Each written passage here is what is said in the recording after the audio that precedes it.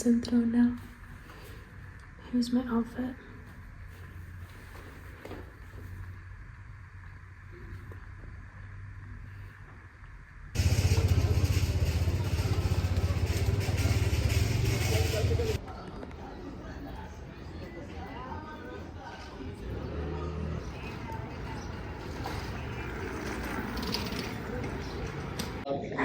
Just did my shopping. It wasn't really successful. It's very hot. I'm kind of overstimulated, but I came to this restaurant to eat called Al Andalus. I heard about it. It was recommended to me, and I just had a little shawarma, so I'm trying that.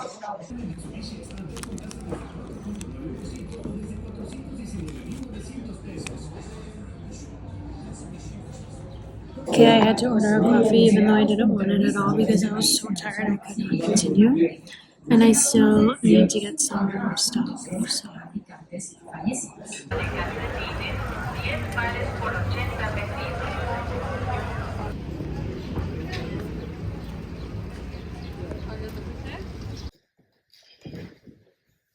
Okay, after I got a coffee and lunch, I recovered from my overstimulation, but then I got lost for a really long time because I forgot where I parked my bike.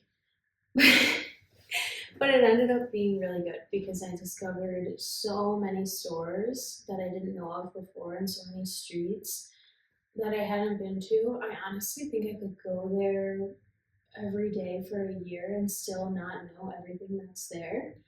But anyway, I found some cool stuff. So I already showed these that I got, which I think will be cute for the days that I don't want to wear my bangs. I just got some silver paint that I needed for a craft.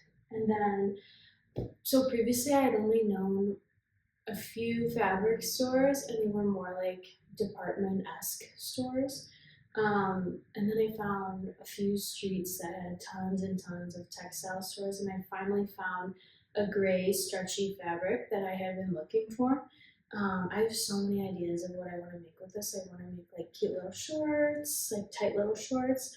I also have this vision of a Y2K kind of Jersey Shore, I don't want to say that, but Jersey Shore vibe clubbing dress, where the bottom is like a tight mini skirt and then the top has some like draping. You can tell the vision. I think it will be so chic and I think it will be easy to sew. So we'll see. See if it works out. Then I also got these super cute wine colored tights. I was looking forever for some kind of footless tights, like the material of tights kind of sheer but without the foot part. And I saw so many things and then I kind of realized I don't even know exactly what I'm looking for. I need to like contemplate the vision more. But basically why I wanted these and why I'm buying tights is because, do you remember in like 2004, 5, 6, the origin of leggings, when leggings were first being worn, you would wear them with like a tunic top that covered like your butt. You wouldn't be showing your butt wearing leggings, if you remember those times. I was like 8, 9, 10, and I had a bunch of like longer tops, like tunic tops that I wore with my leggings. And I'm like, bring that back. That's such a cute look with ballet flats. And so I have a bunch of, actually I have one right here. I had bought a bunch of, thrifted obviously secondhand. A lot of, this is so wrinkly, but this is silk, DKNY. I need to iron it, and it's long, so I would wear that with, you know, the footless tights. That's what I'm looking for. I mean, even these two things together, I swear, so chic. And I bought a couple other ones. I'll show you how I style this. I'm so excited. Also got this color paper that I feel like I want to make flowers and Easter eggs with and put it up on the window. I decided I kind of want to start decorating more for holidays and ritualizing the holiday in not in a materialistic sense of like collecting decorations that you don't need at all, but more so for the psychological benefits of marking time and having a ritual and having traditions and like, you know, celebrating the seasons. And my friend is feeling sick. I think I might bring this over to her house tonight if she feels like cutting out some cute flowers for her apartment, because why not? This was like a few dollars, and if they come out cute, I can just save them next year. So, successful haul. So excited. It was all worth it in that.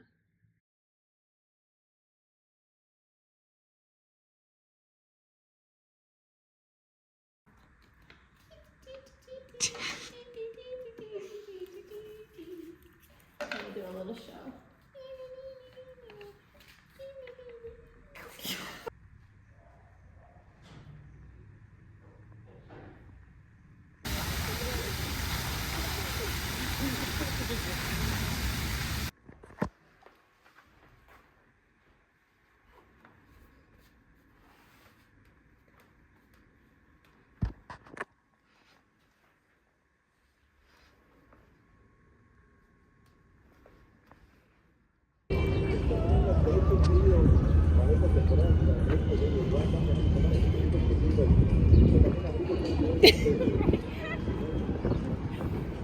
De todas las tallas, medianas y grandes, 80 pesitos en la chiquillos, la docena en 70 pesitos, labiales en 10, tenemos también.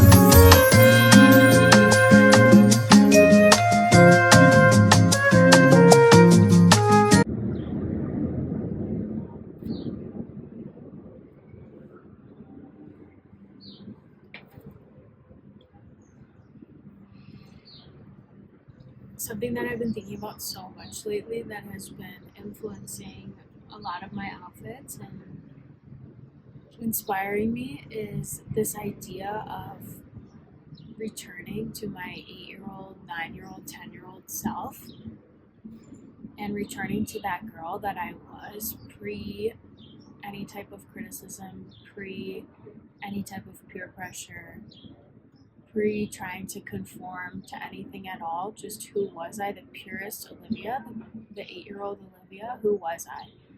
And what did I like to wear? And what did I like to listen to? What inspired me? Who inspired me? Pre growing up and dealing with everything involved in growing up as a girl. Just so much criticism and pressure no matter what. And just a desire to fit in. Who was I before all of that? And is that my truest self? And is self-actualization returning to that girl, to that self? I don't know. It's interesting. I read about this idea that maybe all of this like ego dissolution and meditation and getting quiet and all of that ego death related things that come with enlightenment or self-actualization are perhaps those ideas are for men because they were created by men in a patriarchal world, and perhaps self-actualization for women looks different and it doesn't involve an ego death. Perhaps it involves the embodiment of the ego, of the avatar. I don't know. But ever since I read that, I'm like, okay, so what is self-actualization for me then? And that's the idea I've been experimenting with. Is it the full circle return, the symbolic return of the soul to the true Olivia, the 8-year-old Olivia? And I've been thinking about that, and that's been influencing my clothes. And I don't know, I was listening to some music that I used to listen to then, like Hilary Duff. And I don't know, just kind of thinking about who was that girl. Another thing is I just read Julia Fox's memoir. So late, I know, but I started it one night after dinner. I read it for like 6 hours. And then I woke up the next morning, read it for like another hour and a half, and finished it. I just read it straight through. I could not put it down. I couldn't stop reading it. I mean, her life is just so fascinating, endlessly fascinating. And I've been thinking about her character, her avatar of this woman, this young girl growing up, beautiful girl. Obviously, that comes with its whole set of benefits and challenges. Beautiful girl growing up in kind of the underbelly of America, which exists in so many places in the United States. And what does that life look like? Because although her story is so wild and unique, I'm sure it's also not. I'm sure there's also so many other women who have, very similar life path up until the point that they become a celebrity as she did. But, you know, and that archetype, that character is just so fascinating to me. I've been thinking about it so much. I also feel like the music of Lana Del Rey is very similar to that. I can't speak to her true life, but her music kind of characterizes that character, that trope. I don't want to say trope because these are real people, but that specific vibrational archetype. Her music. Also, there's an amazing short story. I can't remember the name of it. It's by Joyce Carol, and so I'll just write it. You have to read the short story. I read this when I was a junior in high school, and I never forgot about it since. It's an absolutely incredible story that will stick with you, and it's related to the genre of this type of woman. About dressing like, oops, oh shit, I got it. That's what I've been thinking about. I don't know.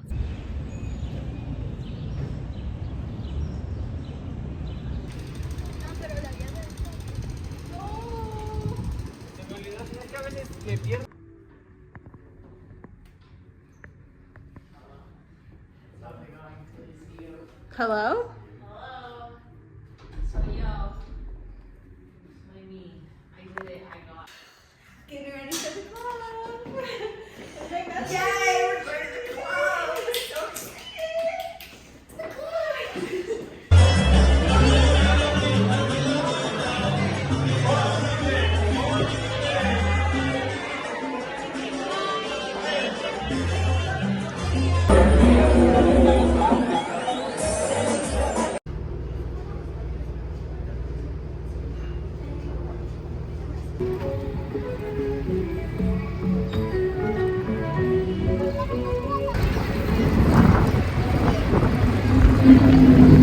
At least trying to be cool, biking with no hands.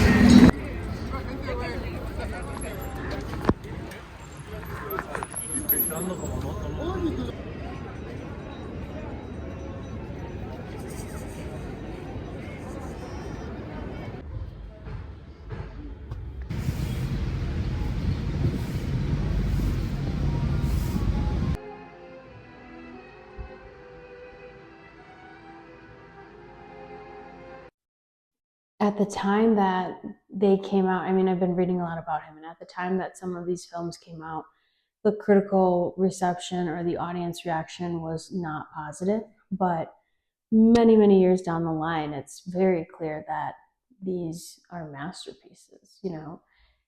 And that kind of made me think, does it even matter what the audience thinks? Because the artist is kind of pulling their vision out of perhaps the future, or just pulling their vision from deep within the psyche of the culture.